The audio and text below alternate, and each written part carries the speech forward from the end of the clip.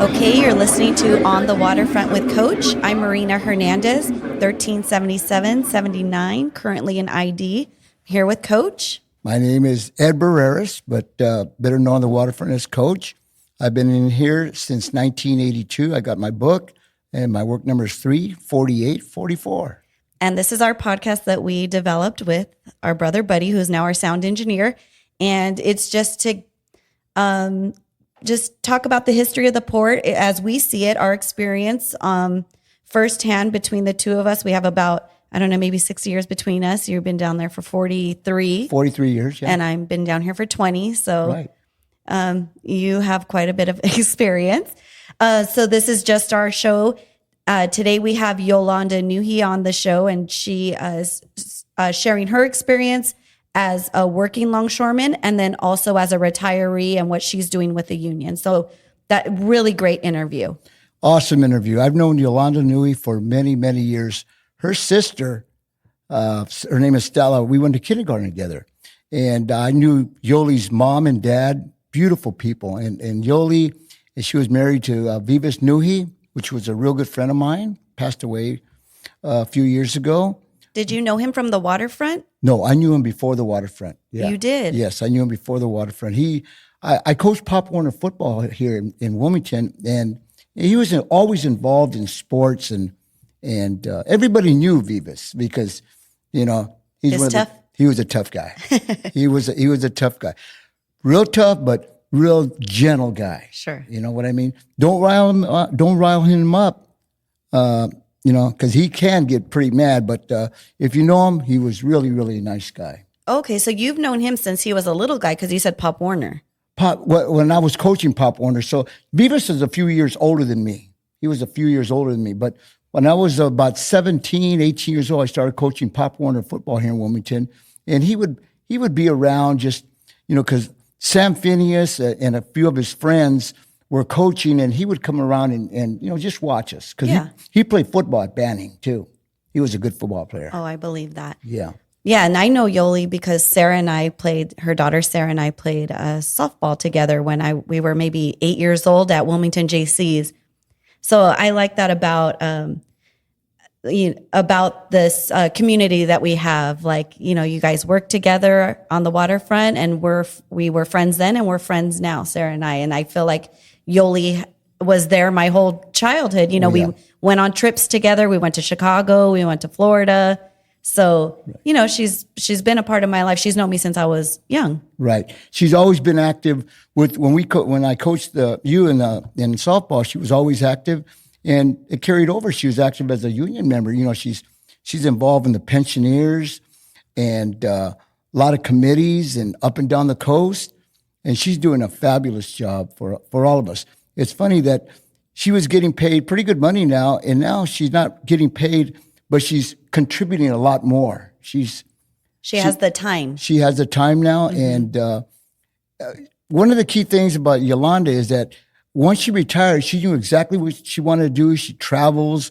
She has grandkids that she's there with them at all times. And, you know, she had a plan. Sometimes people retire and there's no plan, and that, you know, that can lead to, you know, depressions and sure. and you know, but if you have a plan when you're going to retire, then it'll be a lot easier for you. Yeah, because I can imagine you spend you dedicate a lifetime down on at any job, and then once you're done, then it's like, oh, I have all this free time. Right. So knowing what ahead of time what you're going to do with your free time and getting into your passions is definitely a way to go. Right. So when you listen to Yolanda, you're going to get some good tips and you know, just follow her advice. And one of the good advice she gave us is about the 401k. Now that's very, very important. Right now, the 401k is up and down, but eventually it's going to get back up. It will get back up, and it's a good way to save your money, because before you know it, you're going to reach retirement age. And you got to have a plan. Yeah.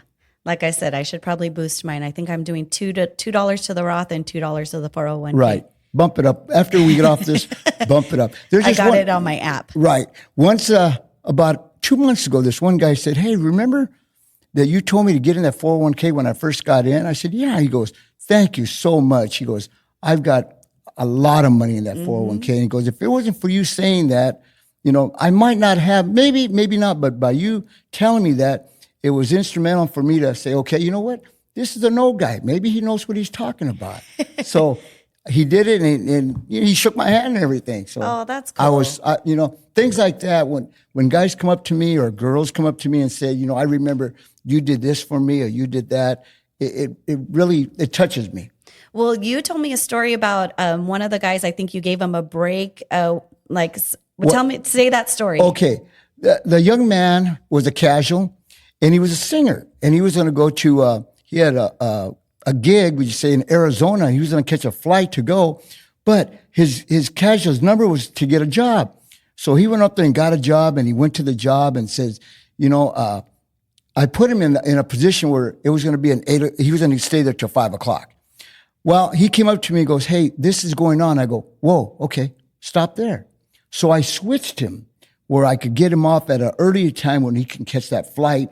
He caught the flight, did his gig and everything, and he came back. And do you know that he made the cut out of those hours that he got that day? Oh, yeah. And he still talks about it. That's cool. Yeah. That's nice. You tell me when someone tells you a story. So I know that when they tell you thanks and are appreciative of an advice that you gave them or an action that you did toward them, I can see that it means something to you. Oh yeah. When you do something for somebody and they come back and tell you, hey, this thing, you know what I always tell them? I go, you pay it back. Now it's your turn to pay it forward. Pay it forward now. Pay it forward. And, a lot of times they'll do that. They'll pay it forward because they remember that little advice. Yeah. You mentioned that he was a casual. So I'm noticing that we're having a lot more, some casuals that are working a little bit more. I worked at Maersk. There was a couple dock signals on a job that I took at Maersk. I guess the Amen and Beeman don't really like that to take that job for whatever reason. Right. So it's right now. So it goes to the casuals a lot. And so you have an opportunity to talk to them. And so it just made me think that now there are more casuals on the waterfront. Fernando my husband may be one soon. Right. So I thought that maybe you would share a little advice because you've been down here so long, you're a foreman. Maybe what's some piece of advice that you could give to someone who's just starting down on the waterfront or that's like on the job practical advice. Right. And it doesn't have to apply to a casual. It could apply to anybody. And this was told to me long time ago by an old timer. It goes, if you go on a job and you see something that is not right, that looks dangerous and everything, you could say, I want to stand by on health and safety. That's our only avenue that we have. We can stand by on health and safety. But before you try to implement that, what you can do is, my advice is you talk to there's a chain of command. You talk to the foreman. You say, hey, look, this is going on. For example, sometimes the rail, they go home early and they're flying through the yard. They're flying through the yard, going through stop signs. And maybe they might almost hit you. What you should do is call the foreman and say, hey, look, this is going on. Can you solve the problem? Okay. And the problem should be solved right then and there immediately. Yes. If it's not solved, then you have the right to call the business agent and tell them exactly what's going on. And you can even tell me, look, my name is Ed Barreras, and this is my work number. I'm over here. I spoke with the foreman and told him that we had a problem, and it seems the problem it persists and it's not getting solved. Can you please come over here and handle it? And then the BA will come and talk to the foreman, and then it will get solved. One way or another, it will get solved. But chain of command, always talk to the foreman before you call the business agent. Yeah, I would agree with that. And I've been on many jobs where I've had to call, the foreman and let him know what was going on. And it's rare that they would not solve the issue. A foreman will never deny you on that. If you want to, if you tell him there's a problem, he's got to listen to you. Mm-hmm. He's got to listen to you. Yeah. Okay. I think that's helpful. And I think we should do that maybe at the beginning of each episode, maybe talk about just one little piece of advice while you're on the waterfront. You're right. It doesn't necessarily have to be for a casual. It's for everybody. This is information and advice for everybody. For everybody. That's right. All right. Let's get to the interview. Again, we have Yolanda Nuhi. Yoli's awesome. You guys are really going to be impressed with Yoli. So, on to Yoli. Let's go. Okay, I've got them thrown. All right. My name's Yolanda Nuhi. They called me Yoli, and I was down in the waterfront for 30 years when I retired. I started in 1985.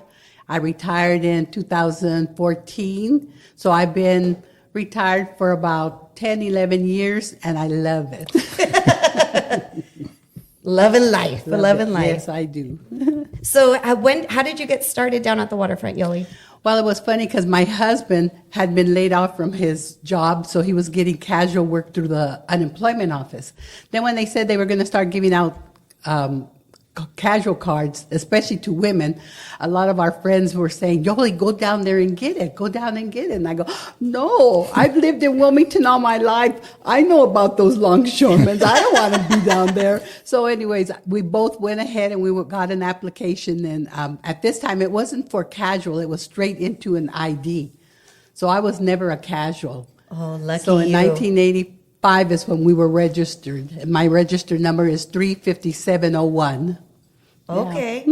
What made you change your mind? You said you knew about what it was like down there. What made you say, like, I'm actually gonna do it? Well, it's funny because at first when they called me, first let's go back a little bit. At first they were denying spouses from coming in. So my husband went ahead, got registered in January of 85, and they held me back. And then they went to court on this, and they said, okay, that wasn't fair. You have to let the ladies come in, spouses. So there were about 150. 50 went to marine clerks, and the other 100 went to longshoring. So then at first he said, oh, I don't want you down there. So I said, well, okay, because my marriage was more important. But then guys working with him said, you dummy, let your wife try. If she doesn't like it, she can always get out, but she won't be able to have another chance. So he said, go ahead. And I went ahead and I picked it up, and I'm so thankful, Wow. Because later on, I'm going to cry, I'm sorry about that. Mm-hmm. He passed away, and I was able to provide for my family. Right. Mm-hmm. Yeah. So I'm lucky. Yes, Yeah. definitely. Yeah. Do you remember your first job on the waterfront? Oh, I think everybody remembers the first job. Scared to death. I had a banana job. And I'd never even been on a ship. I'd never even been down in the hole of a ship. And so I did go down there. And my husband did take a job on that same banana ship, but they separated us. So he went to another hatch and I went to one. But the men there, they really did help me. They were very nice. Some men were nice and some weren't nice. But that was my first job, bananas. And I thought, I did it all the time, that it was like, okay, now I'm comfortable with doing this. I don't think I want to move. But then sometimes I'd look across the bay and see these trucks, the UTR trucks driving around. And I thought, no, I think I want to try that. And eventually that's what I did too. But not only did I do the UTRs, I learned how to drive the top handler. And at that time, they didn't have schools for top handlers. It was on-the-job training. My boss at that time, I went to APL all the time, and he said, would you like to learn how to drive a top handler? I said, sure. So he put me with one of the steadies for half a day. The next day, he put me with another steady for half a day. And oh, my God, the third day, he says, you've got it. I go, oh, God, did I pray a lot? You're like, I do? Are you sure? But I'm thankful for him. Al Smith was his name at APL, dock work. And from there on, later on, after I did my time on the hole, he did hire me. So then from there, then you learn the side handlers, then you learn the heavy lift machinery, and that's mostly what I did. Yeah. Okay. When you were in the hold, I'm just going to go back slightly. When you were in hold for the bananas, I just learned, were you part of taking off the hatch? Because I heard it was like a laborious job at that time, right, Dad? You had to take off the boards and stuff? No. That was way before? That was way before. Those are when we had to take off the hatch covers. Oh, okay. So maybe that was a little bit before you got in, but no. the banana job. You want to explain that too? Yeah, Yoli, the with banana, conveyor belts? the banana at the time I got into it was in boxes. They were 40-pound boxes of bananas. They weren't the stalks like back in the day. They were boxes. And they had a big conveyor belt that went all the way down to the bottom hatch, which was like 4 decks down. So it went all the way down. It had pockets in them. So as the conveyor belt would go around like that, up and down, we had a person in the front who would throw the box in the pockets so that it goes out. And then in the background, we had other people that were putting them on a conveyor belt that would go down to the guy that would throw them in the box. So that's what we did. And I was comfortable just putting them on the conveyor belt. And then one day the guy said, go to the front. I go, are you sure? So I learned a lot, and I learned quick, You did all the jobs down there. Well, like on that banana boat job? Yeah.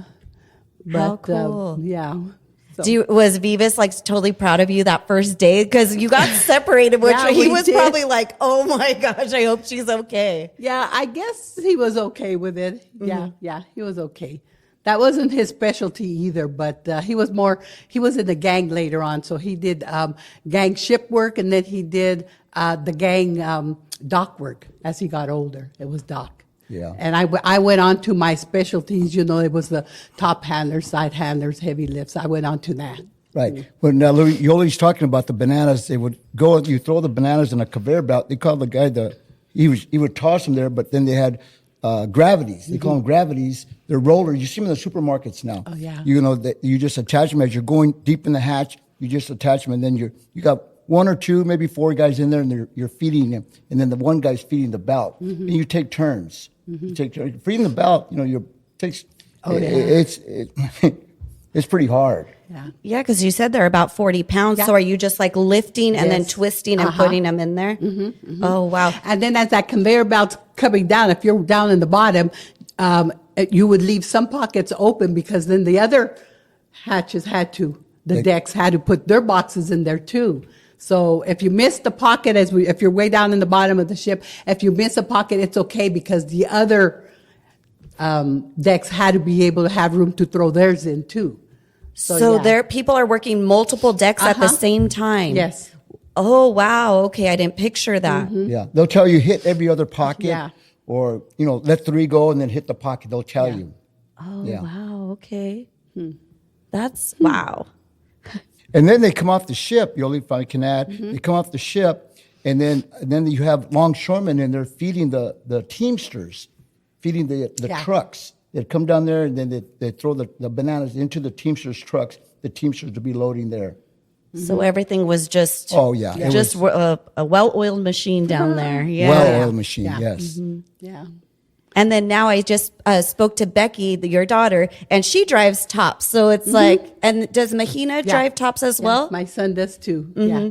They're both. Let me say, they're both good drivers. I remember Becky came to NYK when she first got there. She goes, "Eddie, I'm scared." I go, "Mia, don't be scared. Just relax and take your time." She did a great job. She's really a good one now. And Mahina, he always goes to Hanjin. He's on the rails there. He's steady there. He does a great job too. Oh, the rails! I would not want to be a top handler on the rails, because it's constant, just moving. I'd be like, can I go to the restroom? Yeah. Get everybody upset that we have to take a break. You but- taught him well. You and Thank Vivas you. taught him well. And then I have another daughter, an older daughter, Inez, and she works down there. She works nights, but she likes the front. She just works the front on a ship that comes in. Yeah, under the crane. I've worked with her at ITS a few times. Okay. I don't think that's her spot where she usually goes, but I've worked with her down there at ITS. She was either dock signal or swing down there. So it's always exciting when, I've known your family for a long time, as I was 12 years old, probably maybe younger, when Sarah and I played softball. So it's just like when I see Mahina, it just feels like family down there. It's like really exciting to see them. Yeah. Okay. So then just going on in your career as a longshoreman, were there jobs that you really like? Was there something else that you really liked when you were in 13? It was mostly the UTRs and the machineries. Yeah, I knew I didn't have the capabilities of doing the lashing with the bars, And I did take it a few times, and mostly the men would tell me, don't worry about hanging them up, because we never really had training for that at the time I came in. They have now, but not now. So they would tell me, just take the buckles and go put them away. So I did that. But you know what? I was always afraid that I didn't want to hurt anybody. So if that job ever came around to me, I would just pass it. And I think I was fortunate enough that I had my husband, that he could work and I can go home. Right. Did you work together a lot, you and Beavis? Not really. Maybe after when I became a clerk and then he became a clerk and then I was his boss. He didn't care. He always said, your money's my money and my money's your money. Right. Yeah, that's cool. Yeah. How about as a woman? So you said you got it in 1985, and I think, Dad, you said 1977? 75, Billy Padilla got it in yes. 75 as the first COD, the first woman down there. And then in 78 and 79, I know Nancy Udebach, who we're going to have in the program, she got in at that time. But before then, there was a few other, another one, her name was Elena. And then there was a couple other women that got it, but Billy was the first one. Stella Subran was one too with Joey. Yes. Yeah, they were in there before I was. Yeah. Yeah. So you were in the first 10 years of a woman being down there. You said some men were not so nice and some were nice. What was your general feeling as a woman down there? Well, you know what? If I respected the men, they respected me. And if they used a cuss word, they'd say, oh, sorry. And I said, you know what? It's all right. This is your world, really, So, as I found that if I respect them, they respect me, and ask questions. If you didn't ask questions and you did it wrong, oh, God, no, you better ask questions, because then they get mad. Yeah, I know. I get nervous sometimes when I'm on the radio. I'm like, oh, gosh, I don't know what to do. And I'm like just sitting there and like, I got to get on the radio and say something. And you really don't have a choice but to ask. Otherwise, you can miss up production. It could really be a big deal. So you definitely should ask if you have a problem. Right. Yeah. Well, I don't think any guy down there would argue with Yoli once she found out that Beavis was her husband, right? But you know what? Years went by before finally people put two and two together to know that we were spouses. Okay. Because I remember we went into Kmart, the old Kmart one time, and somebody was coming out. We knew, we said hi. And then later on, they're asking somebody, are they a couple? So it took a while for people, because afterwards, I kind of went my way to do my jobs, and he went his way to do his job, And when we went to our meetings, we drove together, but then again, I checked in on myself. He would never check me, and I had to do that myself. So, and I would go with my friends, and he would go with his friends. So it took a while for people to realize, oh, you two are together. Yeah.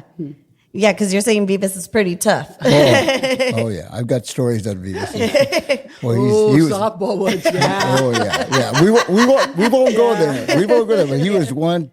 You don't mess. He commanded respect. Oh, commanded respect, for sure. Yeah. He was really a gentle guy, but don't rile him up. No. So what year did you go to 63? I think it was 1995, I went to 63. Okay. And from there on, you did all the various jobs that you had to do. And then I ended up going steady at one company. And then later on, I became a chief supervisor. So then I was chief supervisor for the gates and the tower over at NYK. I was there for a long time, too. Can you tell me about that? What's the role of a chief supervisor? Okay. Well, we mostly did the payroll. Okay. And if they had any questions about how to do something or what, they would ask me and I would help them with it. But we did, when the truckers would come in for their loads, we would help them up in the tower. We'd be talking to them through speakers. And we asked them, the container number they want and their company. And by the time we printed a ticket out for them and they received it where they were, it would tell them where to go to pick it up. Okay, and then they pick it. It's parked it's a chassis that's parked in the yard. Either that or in the trans-container row, it's decked. Yeah. Oh, okay. One or the other. Oh, okay. Yeah. It's still that's still the same process now, I think. I think it is, except that now they've converted it where the trucking companies on their rear view or their side mirrors, they have this RDIF, I think it's called, that it's going, when the trucker passes by a certain thing, it already knows where the container is. And, we fought that for a long time, but somehow we lost that. So now it already they just get the paperwork from the clerks, but it already knows where they're going and all. Yeah. Automation. Yeah. Automation. Yeah. Do you remember what year when that kind of started? No, I don't remember. Yeah. We were talking about that yesterday. Right. The automations change. things change. Yeah, things change. Yeah, yeah. And we think that they're wanting to train longshoremen to be more toward mechanics to work on the machines, which would be great. They're still down there working, but yeah, takes some responsibilities away from longshoremen it for does. sure. Yeah. Yoli, did you ever have any ambition to be a foreman or put in an application? Not for? at all. Yeah. Not at all. Right. No. You were just happy. I was happy where I was. Well, chief supervisor, that's Yeah, big it's like a boss responsibility. too. It's like a boss. Yeah. Because I did it at Yangming for 10, 12 years, almost 13 years I was a Okay. chief there. Yeah. So I know exactly what you did. Because you have your chief for the yard, you have your chief planner, you have your chief tower, you know, so there's all different categories of chiefs. Right. When I got there, I was the first chief at Yangming, and I was in charge of the tower and the yard. Oh, wow. Yeah, and I would pass out radios. I'd pass out trucks. That's We a did lot. we did everything at that time. Yeah. I don't know how we lost it. We lost, they just management does a lot of that stuff that I used to do when I first started there. So we got to try to keep that. Yeah, we do. Do you have any other stories of your life on the waterfront before we get into your life as a retiree? No, I guess not. I kind of told you the equipment I used and worked with. And it was funny because when I was at APL and I was doing the top handler, I had men who would come to me and say, "Can you teach me how to do that?" So I'd say, "Sure. Somebody taught me. Well, you pass it on to somebody else. Sure, come on and I'll show you how to do it." It's a good longshoreman way. And that was how we did it before they started having training, for this. That's incredible that you learned on the job in just 3 yeah. days. Oh, yeah. What was it the same type of job that it is now? Like with the 40-foot containers, Yeah. like the whole process is. Yeah, because what we did sometimes we would deliver to the truck drivers. So we would get the container and put it on the truck driver's chassis. Another time it'd be maybe doing empties from the pile that there was in the trans-container rows, but the trans-container rows, they were empty, so they weren't going to move them. So the top handler would move them, or the side handler would move them. Yeah. Oh, I know. I used to have to do, because I was low man on the totem pole and being steady there as a longshoreman. Every time it rained and we had to stack chassis, they always put me on it.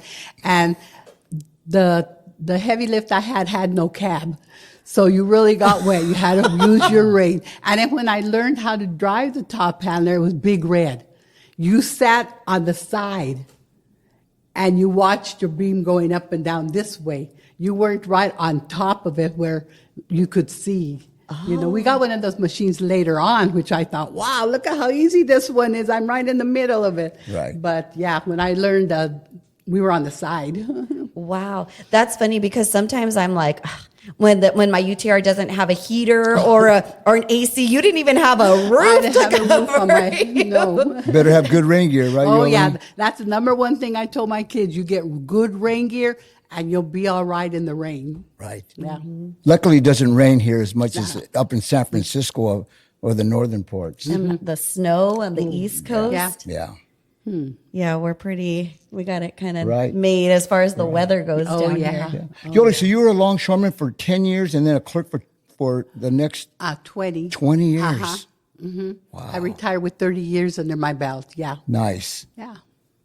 It is. Nice. Yeah. So how was that decision to retire? Because this guy's he's still hanging in there. I'm still working. Well, Yeah, he's I still tell working. people, when you're ready to retire. Because I was going to wait until December, the end of the year, and all of a sudden came September, and I said, "That's it. I've had it. I'm leaving now." So when it's time. You That's know what I when it's tell time. But you everybody. have to give yourself enough time to be able to enjoy your life as a retiree. Yes.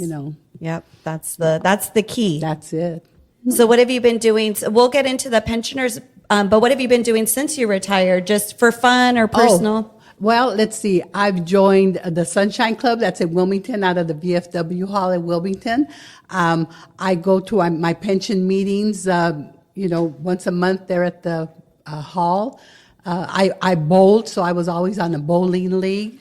So you got to stay busy. You got to stay busy. And you said you've traveled to, I know that you said you visited your sister. Yeah, and I traveled a lot. I traveled to Europe. I've traveled to Costa Rica. I've gone to Israel, China, Japan, so you just get in there and start doing. You go, girl. Yeah. Totally. Yeah. Yes. Do you go with a group or? I usually go with a group. I feel safer when I'm with a group and we're with a tour guide. I feel safe like that. Has it felt safe, all the places that you visited? Yeah, even Israel, even though I went probably that's probably been 10, 15 years. I was kind of afraid of going to Israel because you hear about the young soldiers that are carrying their guns and all that. But they told us, well, they're there to protect you. Okay. So, but it turned out to be a very nice, very, very nice. I went with a bishop there, so it was really, really a good experience religiously. Mm-hmm. Yeah. Oh, you're living your best life. Oh, I am. What's the Sunshine Club? Oh, the Sunshine Club is a senior citizen club. We're housed out of the VFW, but we're independent from them. And we meet once a month, and we take local tours, local field trips, if you want to say field trips. And once a year, we'll take a big trip like back east or Nashville, Tennessee, or, something like that. Once a year, a big trip. Otherwise, we're going like museums and casinos and, just to get out and. Is it all women? No, it's all mixed, men and women. Oh, cool. Majority is probably women, Are they people that you grew up with? Because you grew up here in Wilmington, didn't you? I grew up in Wilmington, and there's a lot of people that I know from way back and on the east side of Wilmington, yes. And then every other Tuesday when we don't have a meeting, we meet again at the VFW, and we make blankets for wounded soldiers. It's the tie kind of blankets, you cut your material and then you tie them. And we were sending them over to Germany, to the hospital that they go first to Germany when they're wounded, and then they come to the States. But after COVID, we lost some people because we're doing it with a different, like Torrance, there's a group in Torrance that does it, and we do it, and when COVID hit and we went back, the other groups didn't get back together. We were the only ones. Mm-hmm. So we're still doing them, but we're now giving them to the VA hospitals locally.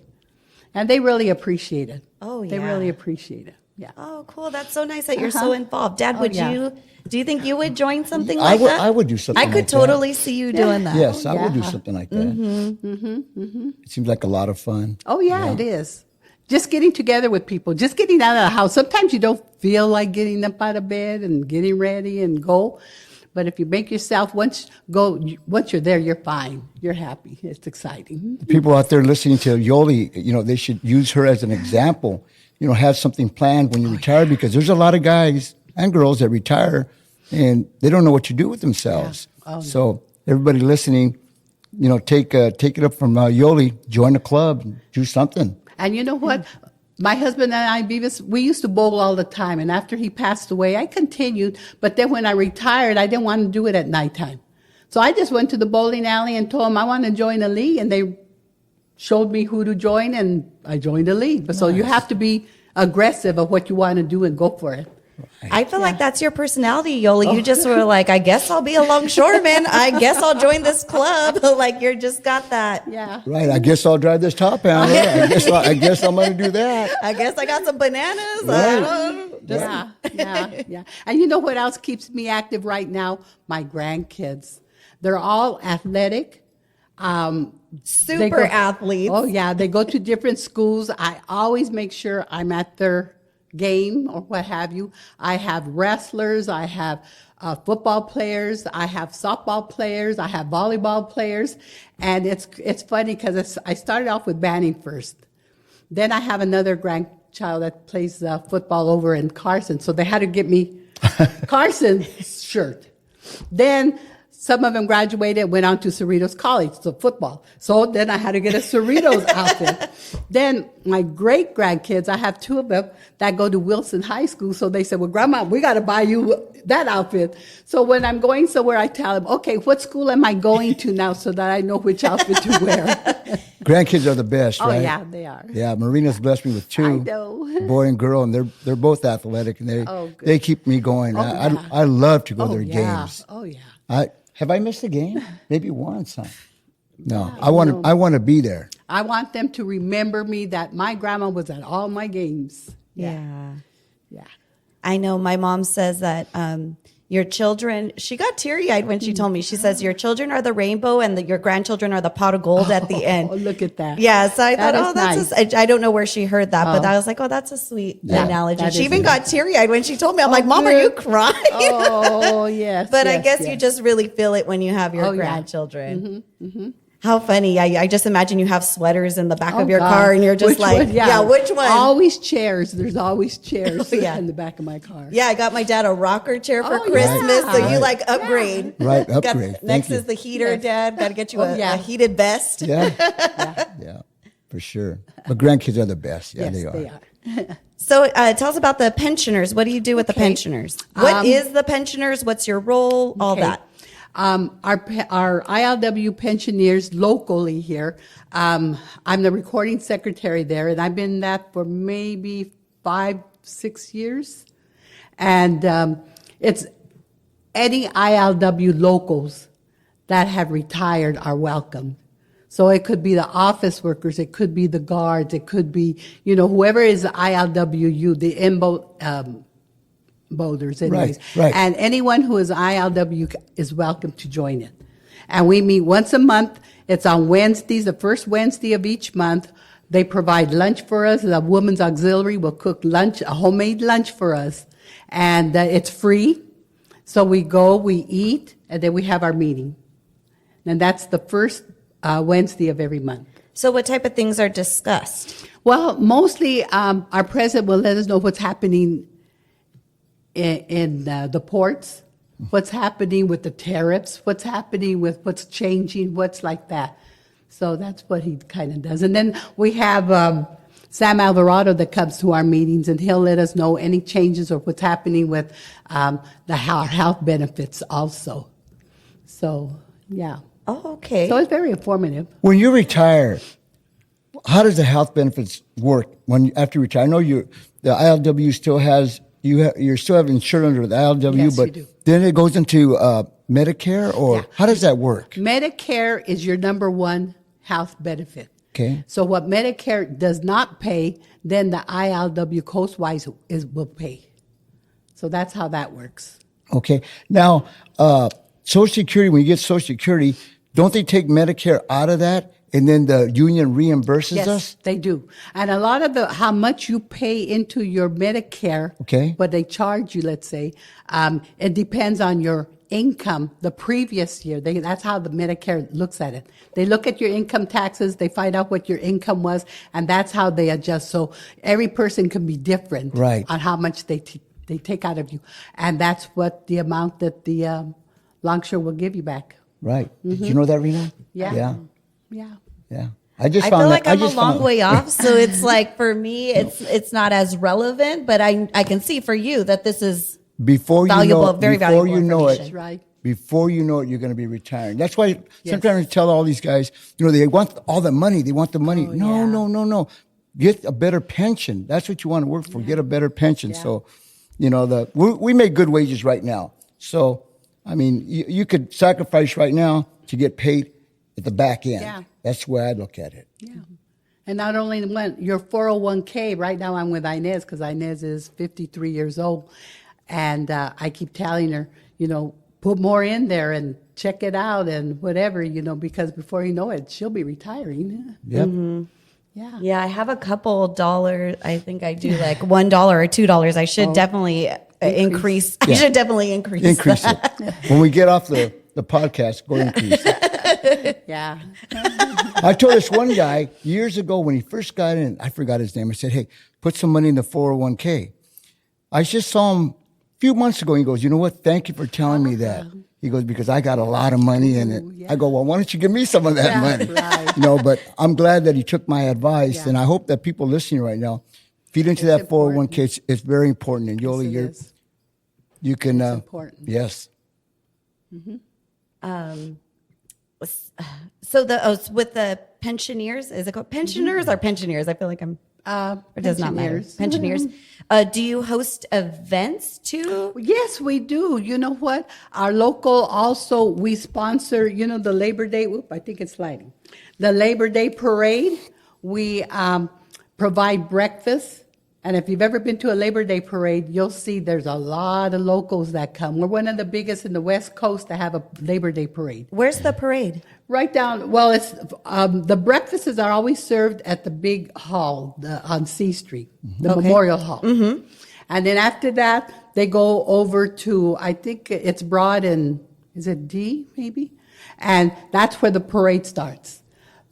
Banning's band's there, Carson's band's there, San Pedro's band's there, all these bands are there, and all these very many locals are there with a parade for the parade. So it starts there, it goes all the way down Avalon and turns into M Street. Well, right in front of your dad's house. It is right And in front of the house. The park is full with people, free food, free entertainment, free, you have to listen to some politicians maybe, but yeah, it's a big parade. Well, like I said, it's one of the biggest in the West Coast. Right. okay. A few Yeah. years ago, Jesse Jackson was there. Mm-hmm. Yeah, they like he said, Yeah. a lot of politician guys there. Oh, that's pretty cool. Right. I don't remember that parade. I know that there's always. I think I know the 4th of Christmas. 4th of July, Christmas. Yeah. Yeah. Okay. And Bloody Thursday. Right. And Bloody Bloody Thursday. Thursday, Yeah, for sure. And then another thing that our local also does is we help out with the Christmas donations for, the children. Thanksgiving, we help sponsor some of that. We sponsor some of the Boys and Girls Clubs too, giving them contributions and all. And we're very active. How many? About how many? Sorry, Dad. About how many members do you Oh, gee think? whiz. You know what? I'm not sure. I know we have a lot signed up, but not everybody comes to the meetings. Sure. Yo, do you guys pay dues? I mean, Yeah, we do. In fact, it used to be only $20 a year. Well, they brought it up to 40, so now it's $40 a year. Yeah. But $40, Yes. you get a free homemade lunch every time you go for the meeting.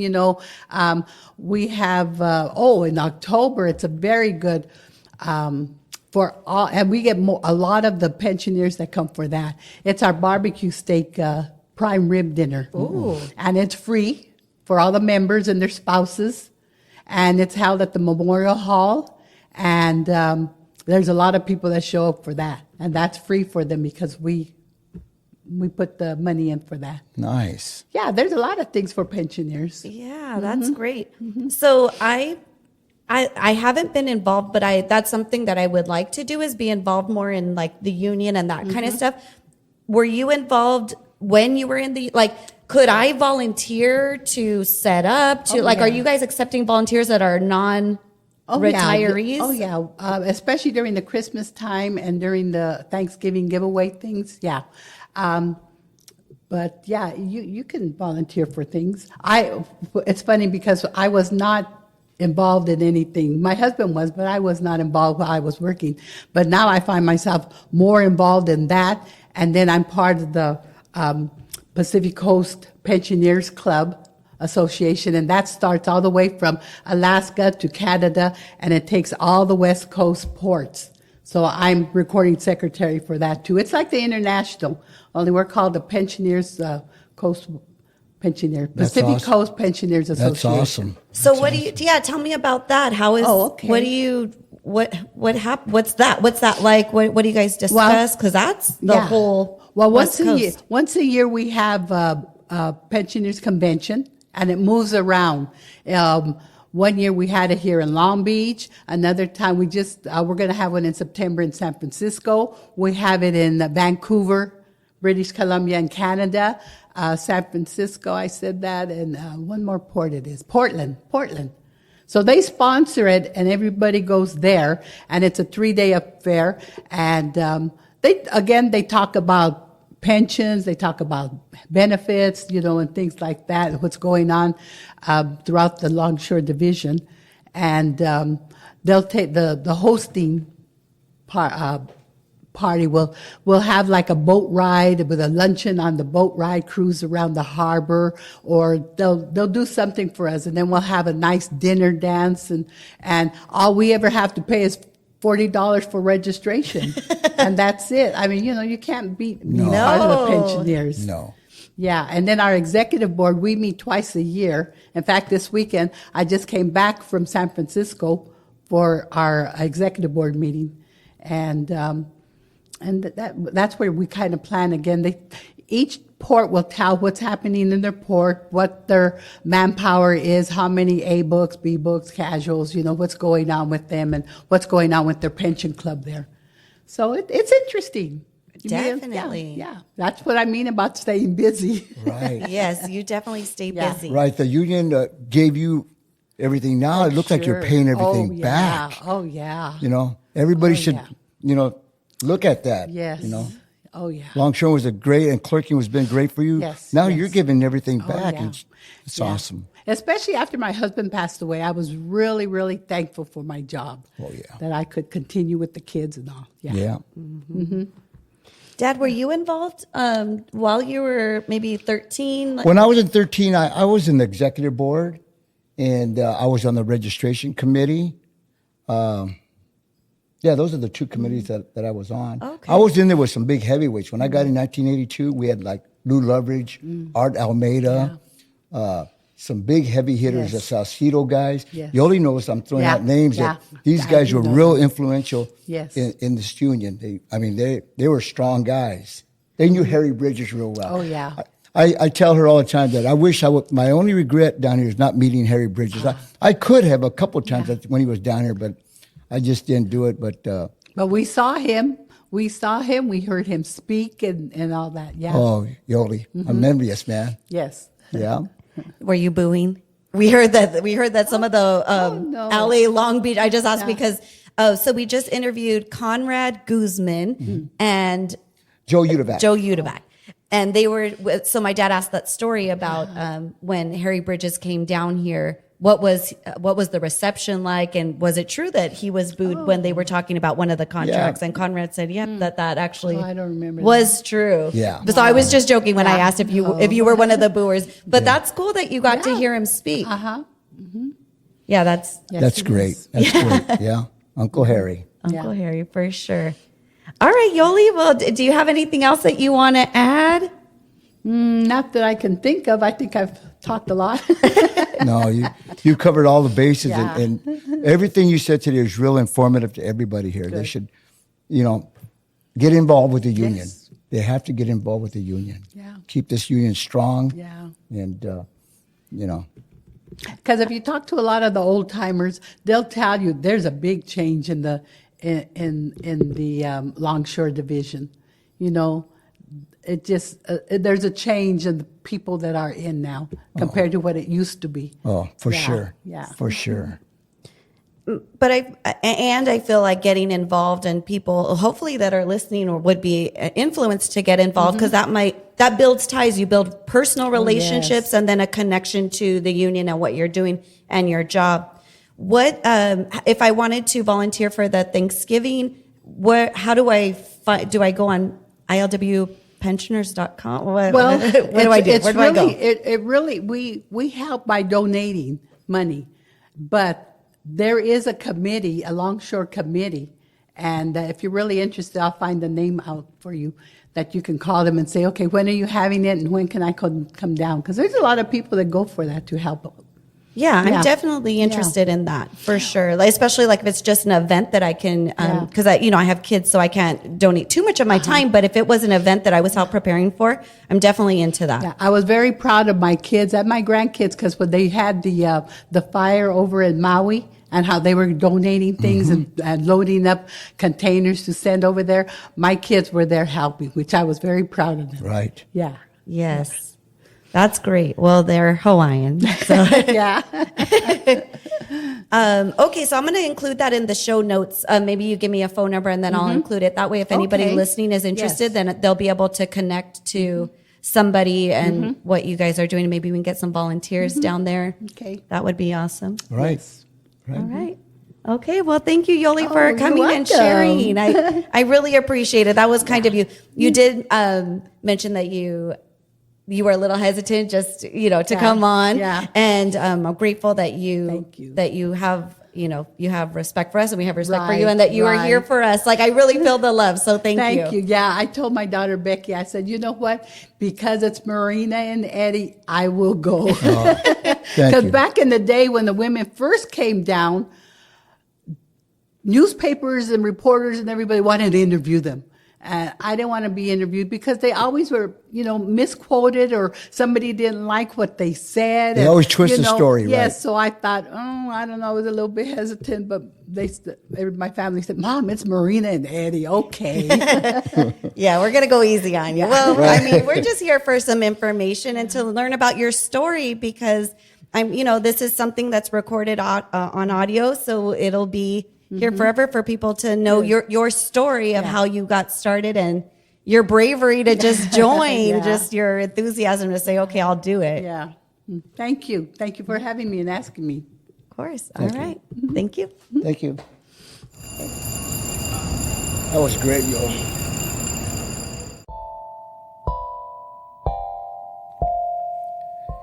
This has been On the Waterfront with Coach, hosted by Marina Barreras Hernandez and Edward Barreras, produced by myself, Buddy Barreras, and recorded in collaboration with our amazing sponsor, the Avalon Arts Cultural Alliance, located in the heart of the harbor, Wilmington, California.